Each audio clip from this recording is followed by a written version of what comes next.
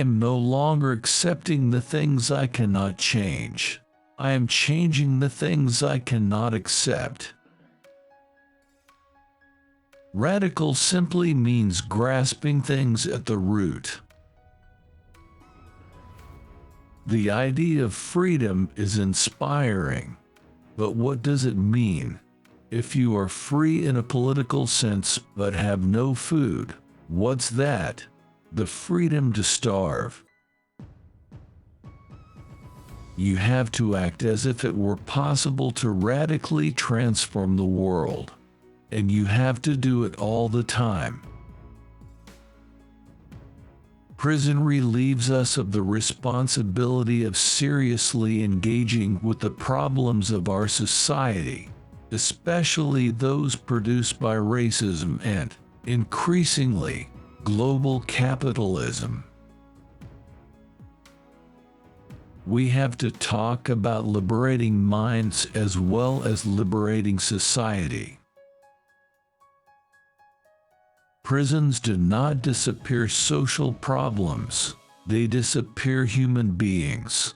Homelessness, unemployment, drug addiction, mental illness, and illiteracy are only a few of the problems that disappear from public view when the human beings contending with them are relegated to cages. In a racist society, it is not enough to be non-racist. We must be anti-racist. If they come for me in the morning, they will come for you in the night. Sometimes we have to do the work even though we don't yet see a glimmer on the horizon that it's actually going to be possible.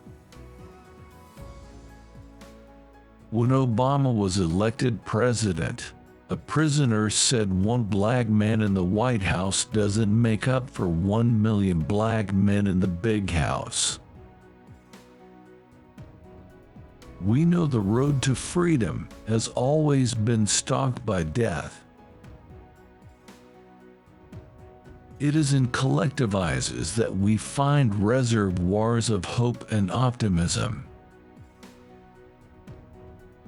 The prison therefore functions ideologically as an abstract site into which undesirables are deposited, relieving us of the responsibility of thinking about the real issues afflicting those communities from which prisoners are drawn in such disproportionate numbers. This is the ideological work that the prison performs. It relieves us of the responsibility of seriously engaging with the problems of our society, especially those produced by racism and, increasingly, global capitalism. I don't think we have any alternative other than remaining optimistic. Optimism is an absolute necessity, even if it's only optimism of the will, as Gramsci said, and pessimism of the intellect. I feel that if we don't take seriously the ways in which racism is embedded in structures of institutions, if we assume that there must be an identifiable racist who is the perpetrator, then we won't ever succeed in eradicating racism. Everyone is familiar with the slogan, "The personal is political," not only that what we experience on a personal level has profound political implications, but that our interior lives, our emotional lives are very much informed by ideology.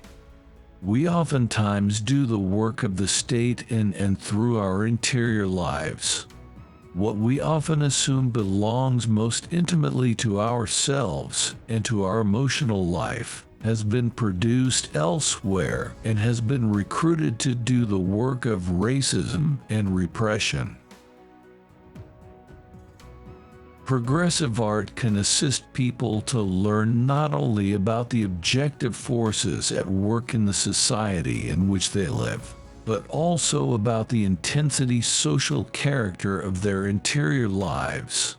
Ultimately, it can propel people towards social emancipation. I try never to take myself for granted as somebody who should be out there speaking. Rather, I'm doing it only because I feel there's something important that needs to be conveyed. In many ways, you can say that the prison serves as an institution that consolidates the state's inability and refusal to address the most pressing social problems of this era. Whenever you conceptualize social justice struggles, you will always defeat your own purposes if you cannot imagine the people around whom you are struggling as equal partners. If we do not know how to meaningfully talk about racism, our actions will move in misleading directions. Anyway, I don't think we can rely on governments, regardless of who is in power, to do the work that only mass movements can do. Our histories never unfold in isolation. We cannot truly tell what we consider to be our own histories without knowing the other stories. And often we discover that those other stories are actually our own stories. If Black people had simply accepted a status of economic and political inferiority, the mob murders would probably have subsided.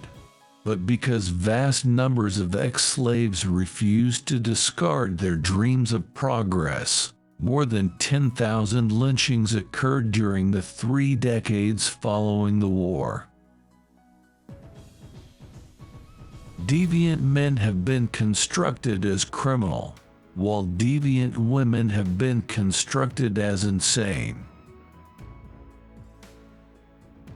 Feminism insists on methods of thought and action that are just to think about things together that appear to be separate, and to disaggregate things that appear to naturally belong together. It is essential to resist the depiction of history as the work of heroic individuals in order for people today to recognize their potential agency as a part of an ever-expanding community of struggle. But there's a message there for everyone, and it is that people can unite, that democracy from below can challenge oligarchy, that imprisoned migrants can be freed, that fascism can be overcome, and that equality is emancipator. The imprisonment is increasingly used as a strategy of deflection of the underlying social problems: racism, poverty, unemployment, lack of education, and so on. I often like to talk about feminism not as something that adheres to bodies, not as something grounded in gendered bodies, but as an approach, as a way of conceptualizing, as a methodology, as a guide to strategies for struggle. That means feminism doesn't belong to anyone in particular.